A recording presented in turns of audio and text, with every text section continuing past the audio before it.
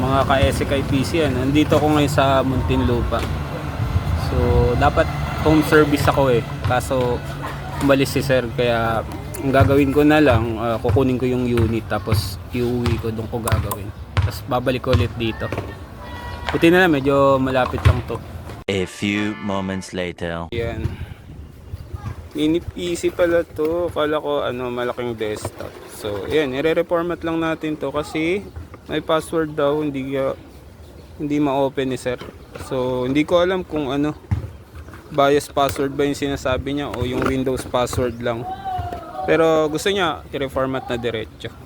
Kaya ayan, biyahe tayo pabalik. So ayan pauwi na tayo. And check na natin yung pinaka-unit na connect na natin. Ang problema, hindi siya Windows password. So BIOS password yung kailangan nating i-unlock.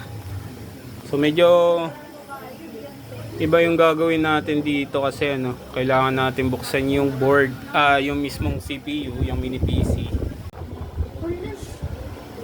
Yan. So try natin gawa ng paraan. Lipat natin yung hard disk sa ibang PC. Tapos doon natin i-re-report. Since BIOS lang naman yung password, hindi naman siya naka-computrace.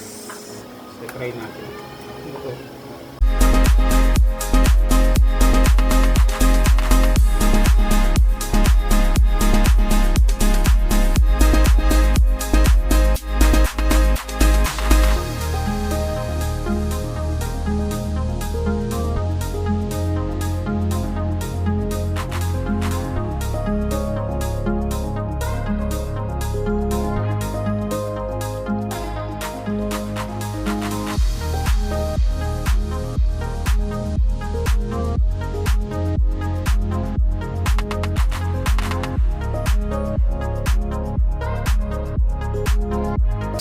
Ayun guys, okay na.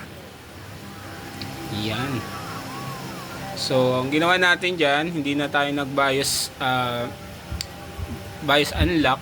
Ginawa ko, kinalis ko na lang yung hard disk, nilipat ko sa ibang para doon ko i-reformat. So ayun, okay naman.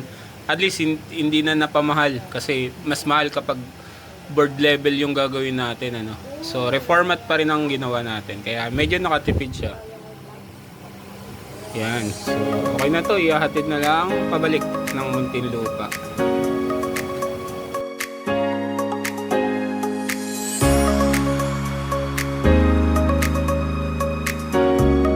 Oo, okay na yan ma'am, pwede nyo nang magamit yan para kabit mo na dun sa monitor na Magkabit okay.